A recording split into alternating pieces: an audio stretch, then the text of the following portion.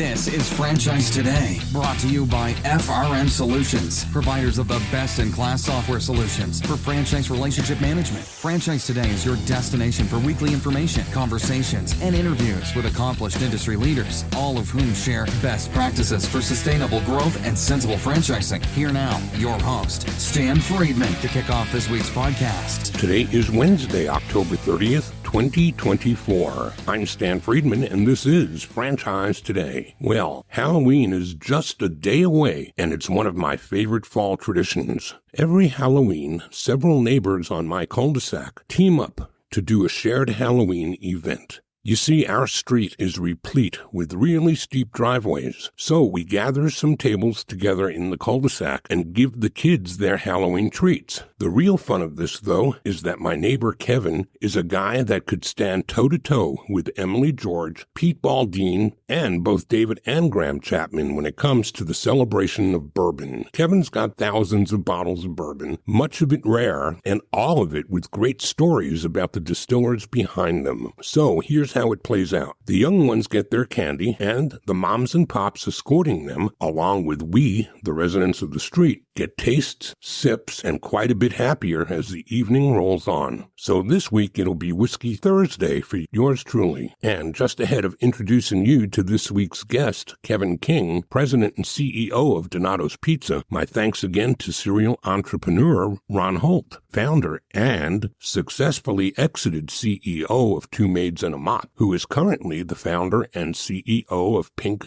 Zebra Moving. Ron turned in a great interview last week filled with tons of take-home value, and he's one of those rare few that have gotten it right not once, but have proven capable of replicating their original success by founding, scaling, creating, and maintaining financial success yet again for both themselves as well as their franchisees. If you've yet to give that episode a listen, be sure to grab it when you download your next round. And with all of that said, let's take a quick break here, and I'll be right back with Dominos Pizza President and CEO Kevin King. Don't go away. Franchise Today will be right back, but first, a word from our sponsors. We are all familiar with Vistage, YPO, and EO. Well, now comes Zor Forum, a somewhat similar type of executive group, but this one comes with a twist. Zor Forum groups are exclusively for franchisors. Imagine a peer group for sharing and networking on a platform built exclusively for franchise executives. Zor Forum members are afforded unparalleled access to best practices and some of the brightest minds within the franchising world through regular meetings and a dedicated communications platform. In this post-COVID world, a franchise-specific mastermind or peer group is an endeavor worth making time for. Zor Forum groups of 6 to 10 will bring leaders together that are in similar situations, but with exclusivity in terms of their competitive sets, so that each can openly help others benefit from their respective knowledge, perspective, and experience with no fear of competitive loss. Network, learn, strategize, and remain motivated along your journey. Join a peer group, not just any peer group. Join the only one designed for emerging franchisors. Join Zor Forum. Learn more at zorforum.com. That's www.zorforum.com. Kevin King, recently promoted from president to president and CEO at Dominos Pizza, has led the brand's growth through franchising, operations, marketing, people services, and technology. Kevin has compiled a distinguished and impressive career in the restaurant industry, one that spans more than 3 decades. Through his professional efforts, Kevin's work has resulted in the creation of over 1,500 restaurants in 6 countries. He's served as an executive in various development and operational roles with some of the biggest name brands in the restaurant sector, including Smoothie King, Papa Murphy's, Donatos, and Domino's. And today, he joins us to dish on it all. Kevin King, welcome to Franchise Today. Thank you, Stan. Thrilled to be here. Look forward to our conversation. I'm looking forward to this one too, Kevin. We really are here today to talk about how your storied career is in and of itself worthy of this conversation, but the fact that you're back in a brand like Donatos and leading the helm at a place that you almost could say started your career is a story in and of itself. So let's do what we do every week. Let's start by rolling the tape back to how franchising discovered you, what you were doing when that happened, and we'll pick it up from there. there and hit every mile marker we can along the way. What do you say? Awesome. Sounds great, Stan. You know what I would start with? Before I discovered franchising, I discovered the restaurant industry. And I started out as a 14-year-old kid washing dishes in a mom and pop pizza place in Westerville, Ohio. And I stayed with that company until I graduated from college and pretty much did every job in that organization up to managing and running some restaurants. So I guess it discovered me more than I discovered anything else. And when I was graduating from college, I had a job offer from Procter Gamble and a job offer from Dominos Pizza. And I took the Dominos Pizza job, I think to the shock of many, because I had been bitten by the restaurant bug and later discovered that the bug I really was bitten by was the franchise bug. So started my career at Domino's on the company operations side. And I was a young guy, thought I knew everything I needed to know in life and clearly didn't. But I wound up taking over some stores, and frequently they were troubled or challenged stores. And I was young and single and mobile. So I spent 4.5 years with Domino's in 3 different countries and had 11 different apartments. So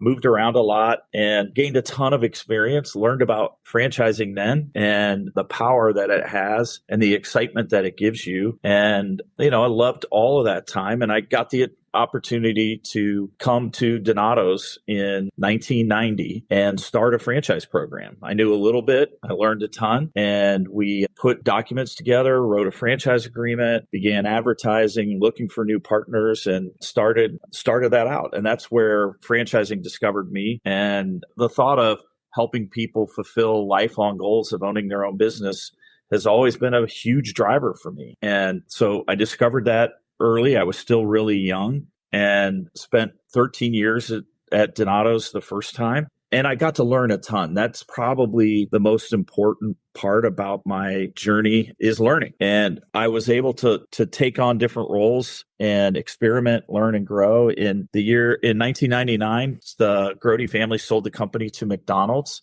I was here during that time. I was in a vice president of development role, real estate, construction, and franchise sales. So was a part of that transaction, part of that transition, and accelerated growth. As McDonald's made some decisions in 2003, going through some hard times, growth at Donato's was over, and I left. And I actually left in the summer of 2003, and I said, all I've done is work in pizza places my whole life. There's got to be something different. And I went 2 years to Chase, the bank. And I did love my time at Chase, but I immediately missed the energy and excitement of both the restaurant category and franchising specifically. So after 2 years at Chase, I took on the role of Chief Development Officer at Papa Murphy's. And I remember talking to my wife about it. We had 3 young kids at the time, and we're going to move from Columbus, Ohio to Portland, Oregon. And we just talked about it as a journey and was super excited about it. Had some great mentors at Papa Murphy's. I worked for the CEO. His name was John Barr, and he was just a fantastic guy and taught me a ton and had a great experience there and built about 1,000 Papa Murphy's across the country in just over 10 years. So it was an exciting time and a great time, and we accomplished great things. And then I went to Smoothie King. Again, I keep finding great founders. And at Smoothie King, although he's not technically the founder, I believe he really is. But a guy named Juan Kim is the CEO and owner of that brand and was the chief development officer there for 6.5 years and built about 500 stores. So really great career in franchising. Really, it really discovered me, as I think you've said in some of your other interviews that you've done. And then in the fall of 2021, I got a call from Tom Kraus, somebody I knew at Donato's. He said, "Hey, let's get together." And we did. And he threw out coming back to Donato's and as the president and possibly being his successor as CEO. And again, talked to my wife about it. It was a journey and it was kind of full circle. We were coming back to where we had met, married, and had our kids. And it was a great time. Loved it. Loved the thought of it. And then the last 2 plus years, working alongside Tom Kraus. And a week ago, he retired and I became the CEO. So I'm super excited about the future and super excited about being the CEO and helping grow this fantastic brand. What a great story. And I'm sitting here listening to you and thinking of some of the parallels that I've experienced in my franchise career. I began in franchising not that far apart from your start. My first franchise job was in 1988, and I worked in the residential real estate sector, selling real estate franchises for ERA. And I left ERA and was brought back to ERA the second time by the person who hired me, and I resigned too the first time, but he brought me back in a much better position than the first time. And I left again 2 years later and went to work for Prudential and came back when he hired me a third time. and so I kept going out and getting smarter in other places and bringing that knowledge back to the guy who is responsible for hiring me and making me a franchise person in the first place. And it really feels good. I know how good I feel talking to him periodically and still in touch with him after all of these years. And I know that when you come back as president and heir apparent to the Tom Krause position of CEO, that's just got to make you feel like $1 million. Yeah, it was a great experience. And the beautiful thing, I spent nearly 20 years away from Donatos, and I had changed a lot, but the brand had changed a lot too. The fundamentals were all still the same. And this is a brand built around quality and consistency from a product and service perspective, but it's a brand that's really built on mission and values and on a really solid base. Jim Grody is just a really unbelievably talented entrepreneur and has a great eye and mind for what the consumer is looking for. But more than what he did in designing this brand is he designed it around principles and values back when people didn't talk about those kinds of things. And the best part, and really the only reason I came back, is those principles and values were just as strong, if not stronger, than when I left. And if you've been in an organization where mission and principle and values aren't really apparent, you know right away, and you feel something's missing. And the beautiful thing to me is I've been a part of some really powerful brands that mission and values are critical to that brand and to their mission as they grow. And I loved coming back and being a part of that. And so Jim Grody and his daughter Jane definitely carried that torch, but so did Tom Krause. He was the CEO for 14 years, and this brand never wavered at all from its principles, its mission, and its values. Well, as I shared with you in the green room before we started, this is the trifecta having you on here today. I've had the privilege of discussing Donatos and its history with Jane, and I've also had a really pleasant conversation, I think in this past year, with Tom. And so the opportunity to have you join me today was the trifecta. Now we get to talk to the man who's looking forward, not to those that had the past and the history. And literally, your career has kind of bounced back and forth between development and operations. And so talk a little about that, because that's an unusual thing. We either find people that are excellent at one or the other, but seldom do we find both. And it really is great that it lands you in the CEO position, right? Yeah. It may be a little unusual, but it shouldn't be, is what I would say. Is in order to really be a great leader in a franchise organization, you've really got to understand the business at its core and how a restaurant or any kind of franchise operates and how it makes money. And if you don't have that foundation, it's really hard to be a successful leader in that organization, because you can't really give full or complete strategies unless you understand the business at its core. And I think that's where the operations experience that I got early on at Domino's, and I spent a stint at Papa Murphy's as the senior vice president of operations. And in those roles, you're really connected to what's important at the store level, what's important to franchise profitability, and those things. So it may be a little unusual. It shouldn't be. And I would challenge any person who wants to become the CEO that if you don't understand the business at its core, that it's an uphill battle. You know, the way you contribute as a leader on a leadership team, or the way you contribute at any level, is the more you know about the business, the better you're going to contribute, because you understand what's important. And so for me, because I've been in a bunch of franchise organizations and I know how important it is, understanding franchise partner profitability and how they're going to make money and how they're going to achieve their goals is critical to success. And everybody needs to understand that in order to be successful in their role. We're talking today with Kevin King, President and CEO of Dominos Pizza. This is Franchise Today. I'm Stan Friedman, and we're going to take a quick break right here, but don't go away, because we're coming right back. Franchise Today will be right back, but first, a word from our sponsors. Franchise Today is brought to you by FRM Solutions, offering the only CRM tool built exclusively for franchising that lets you have it your way. Whether you're a single brand needing professional tools across departments or a portfolio of brands needing franchise-specific CRM across the enterprise. Either way, FRM satisfies the needs of many with the power of one. That's right, one single instance of FRM is all it takes across departments or across brands. So if you've had it with inflexible, one-size-fits-all CRM, end your frustration today. FRM offers robust dashboarding, tailored reporting, and with open APIs, FRM pushes, pulls, and integrates with other databases, providing you with a single source of truth. Don't just take my word for it. Visit them at frmsolutions.com and order up a demo today. And we're back with Kevin King, president and now CEO of Dominos Pizza. Kevin, a lot of changes went on in the world of pizza, in the world of restaurants, and of course in the world of franchising in the COVID years. We're about 4 years out from there. How much of what you had to do during COVID has remained, and how much has changed? You know, the thing about COVID, none of us knew what to expect, right? So as I was going through it, I was at Smoothie King at the time. We had a little head start because we had 300 stores in Korea. And if you remember back then, it hit Korea first.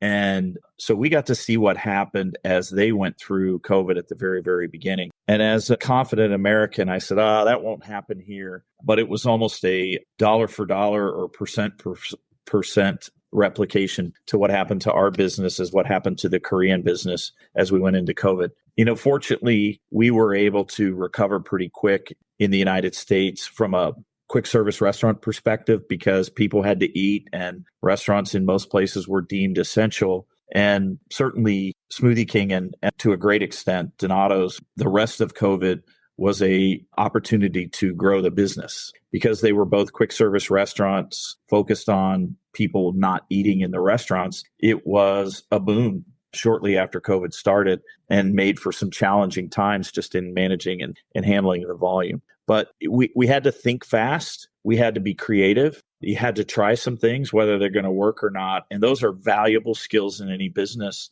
And fortunately, going through COVID, we moved from COVID and restrictions right into an employment crisis where we had to do the exact same thing. How do we take care of our teams? How do we hire new team members and get them trained and up to speed as fast as possible while managing the guests? And I think almost every brand went through that challenge. There were a lot of people who did some soul searching during COVID and said, hey, this isn't right for me. And they changed jobs or changed careers. And we definitely worked through that at Smoothie King. But I came to Donatos right about that time when that shift was happening. And we had to think fast and do things that we had never done before. And the beautiful thing for Donatos for sure is we were doing that at a time where the customer was spending a lot of money and sales were really, really strong. Unfortunately, we didn't take great care of them during that period of time because we were understaffed in our restaurants. And I think the guest was forgiving at the beginning, but became less and less forgiving as you went through 2022. If you weren't making it better, they were going to penalize you as we went into 2023. So it is so different. And I think the biggest skill that I certainly learned in both organizations I was a part of is you have to think and move fast. You have to take some chances and some risks. And if you don't, you're going to let the world pass you by. And I think I'll keep that with me as I go forever, as we approach challenges or opportunities. As there's new business opportunities or new challenges that we've never faced before, is how can you be a quick observer of what others are doing and a quick implementer, and don't let bureaucracy in your organization slow you down for something that you know you need to do. So that's the biggest thing that I took with me from both. I had the opportunity to see what happened in two different brands. So that certainly helped me think about it as well. The biggest change that I see that is a permanent change is the strength and presence of the third-party aggregators in the restaurant category. And I talk about it here at Donatos as the biggest disruption in the restaurant business since pizza places started delivering back in the 70s. And when you have a big disruption, which I think is what the third-party aggregators did, you're either going to be disrupted or you're going to be a part of the disruption. So I wanted to be a fast student and a fast implementer of how we could be a part of the disruption. And we found a great partner in DoorDash for Donatos, and that they were fast implementers and fast students and offered some great resources to restaurant companies. And that's a permanent shift. It's a change. Today, we look at DoorDash's domestic business essentially is almost the same size as the largest pizza chain in the U.S., which is Domino's in sales. And if you think of that in that way, we added a delivery competitor equal to the strongest delivery competitor we had. So a lot's changed in the business, but I think that's a permanent change we'll have with us for a while. And two, I think pizza has probably had the greatest impact imposed upon it of not so much just the third party, but you used to kind of own the takeout and delivery sector. And now everybody and his brother has made off-prem consumption as big a part of their business as the dining room. Isn't that the case? For sure. That's a big part of the change. And the beautiful thing is the pizza category had guests who were predisposed to eat pizza at home. So it wasn't a shift for the consumer. And still, pizza is one of the foods that travels the best. But we have to maximize that opportunity because they're going to catch up with us. They're going to improve their packaging. They're going to improve the temperature that their food and how it travels. Or guests are going to learn which things travel well or don't. And the menus will evolve. So we got to keep our advantage that we have, that pizza is a great food for home. When I think of pizza, I think of three words: fun, family, and sharing. And each of those are critical to the occasion. You can't almost say the word pizza without being excited. Today's Friday night, and tons of families all across the country are going to eat pizza tonight. It's a food we share. So that's an inherent advantage in a food eaten at home. And it's a food based and rooted in tradition, whether it's Friday night pizza night or Saturday night pizza night. It's football and pizza. It's day before Thanksgiving and pizza. It's Super Bowl Sunday and pizza. There's so many occasions that are tied around the food that we sell, which is a huge advantage for us in trying to get into consumers and guests' homes. So we definitely got to keep that advantage that we have and exploit it, or you're going to be disrupted and you're going to experience a fall in sales that nobody wants. I talked to another, in fact, I think I shared this with Tom when he was on with me. You know Steve Jackson? No. He's the CEO, I think founder too, of Hungry Howie's. Oh, okay. Yes. And I had a conversation with him. Actually, he was the last interview that I did before COVID closed us down.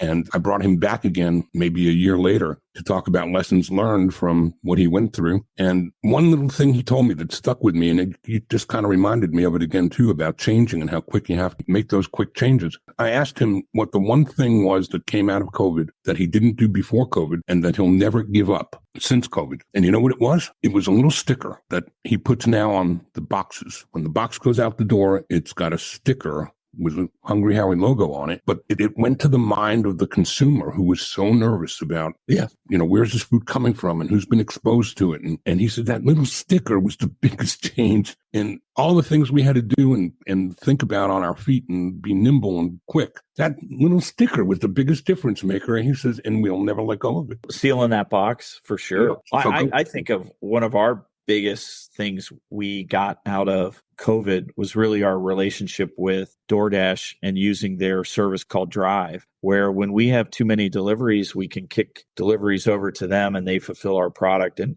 we've done nothing but strengthen that partnership over the last 2.5 years. And that used to be a limiter in sales because you can only deliver the number of pieces that you had drivers for. And right. So you kept having to up your time. But the beautiful thing today is if I can only deliver 15 pizzas this hour with the drivers I have, I'm unlimited in how many I can ship over to DoorDash and get them to our guests hot and fresh. So when I think of the biggest change, that was a huge change and a huge unlocking of potential sales. And so thrilled that that's a part of what we learned from COVID.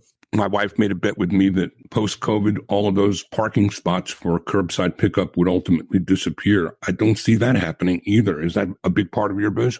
I'm guessing you won that bet. I think I did. Yeah. Yeah. Yeah, that hasn't changed. Fortunately, a lot of our company restaurants and a number of our franchise restaurants have pickup windows. So we were never taking orders at the window or anything. We were just making it simple and easy for the guests to pick up their pizza. And that's certainly a part of who we are and what we do today. So curbside, that's not going away. The guest loves it. And if you think of you're a mom and you want to pick up dinner or you want dinner for your family and you've got young kids, the last thing you want to do is unload all those kids and take them into a place and pick it up. And curbside solves that problem. So, pickup windows do, and they're not going away for sure. Chick-fil-A's done an unbelievable job in teaching us all how you can really quadruple or quintuple or whatever the number is, the number of guests you can serve in your windows. And those are lessons that hopefully we've been able to capitalize on and take away limiters to our business, and love seeing that. But curbside's not going away. Gotcha. Well, last question I have before we go to anything else that might be on your mind is the role of private equity and how you at Donatos, the Grodies, and I think Peter Cancro at Jersey Mike's might be two of the most iconic brands that have held out and not gotten into bed with private equity. What's your view on that? I actually think private equity has been really good for the restaurant business. The beautiful thing about a franchise business is it doesn't take a lot of capital to grow. It takes other elements that have to be there,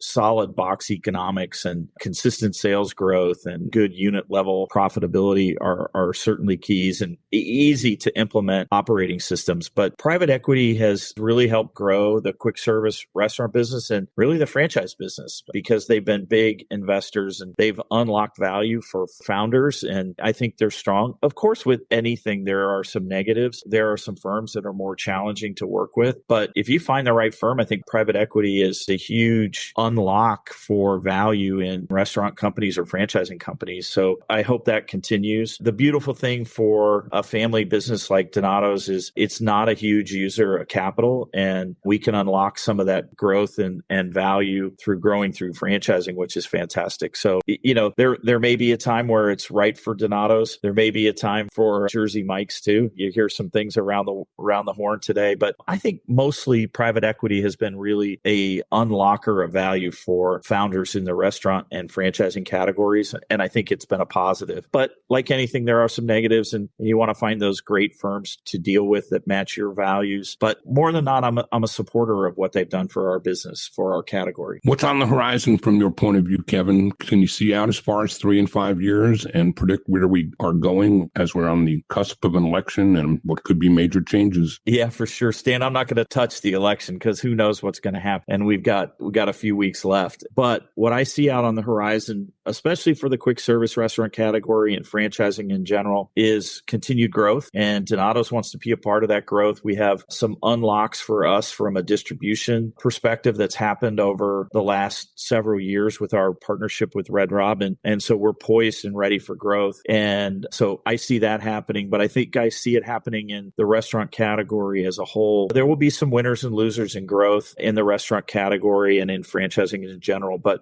as we talk about things like AI and computers and things replacing people, I think that only feeds franchising as a great business model, because you can't replace the sales generating abilities of people. At the end of the day, certainly food, and I think it's true for most franchise businesses, is that human connection drives results. And I think that's a huge part of what we have working for us in both franchising and the quick service restaurant industry. So I see continued growth for restaurant businesses and franchise businesses. It's still the best model out there. We've got a strong ally and partner in the International Franchise Association. They're working hard for us every day on challenges like joint employer and the FAST Act in California and a number of other things. So anyone listening to this, if you're not involved with the IFA, you should be. They have done a tremendous amount of help for us. Regardless of who wins the election, the IFA is going to be a force. And so I'd encourage that participation. The same with the National Restaurant Association, for us more specifically, have been a great unlock and a supporter of both the franchising business model and the quick service restaurant model. So now more than ever for us, advocacy has got to be an important part of what we all do to protect this fantastic business model that's done so much for us. I know it has for you, Stan, and it has for me. So those are what I think. I think growth, but advocacy is going to be huge for us. So think about how you can get involved and talk to your local leaders and local officials and involve yourself with the National Restaurant Association, the International Franchise, or whatever organization is going to advocate for the growth of your business. Before I ask you for contact info, Kevin, is there anything that I didn't ask you that you wished I might have? If you haven't had Dominos Pizza, check us out. We have 180 traditional restaurants across mostly the Midwest and Southeast coming to Dallas this fall. So anybody there, check us out. We also have our partnership with Red Robin. We have 280 locations across the country with them. Dominos is a fantastic product and one of the best operating systems out there. So if you want to learn more, certainly reach out. We have great information available on our website and would love to talk to great people interested in growth. Anybody wants to reach out to you, what can they do? They can get me at kking@donatos.com. Awesome. Kevin, this is kind of blown by in a hurry, but it's been a ton of fun. I really enjoyed catching up with you and wish you continued success. And let's not be strangers, my friend. Let's not, Stan. Thank you. Kevin King, President and CEO of Dominos Pizza. Thanks for joining us here on Franchise Today. Well, that's a wrap for today, but there's plenty more ahead before we wrap up season 15. Next week, I'm back with Ryan Parsons, CEO at the Riverside Company's E5 Brands, a community of premier franchise brands that includes the Brothers That Just Do Gutters, Executive Home Care, Assisted Living Locators, and Grayson's Estate Sales, collectively representing over 200 franchise locations across the USA. Remember to subscribe to Franchise Today wherever you chase podcasts, and I'll see you back here next week. Until then, I'm Stan Friedman, wishing you the best, the very best of all things franchising, and Franchise Today is out. Franchise Today is a production of FRM Solutions, providing best-in-class CRM tools to empower relationships with prospective and existing franchisees. Find them online at frmsolutions.com. Join Stan every Wednesday at noon Eastern for another episode of Franchise Today. When it's PCS time, you know the drill. Pack, research the new base, get the kids in school, because family supports family. At American Public University, we support military families with flexible, affordable online education that moves with you. As a military spouse, your tuition rate is the same as your partner's, just $250 per credit hour. American Public University, education that moves with you. Learn more at apu.apus.edu/military.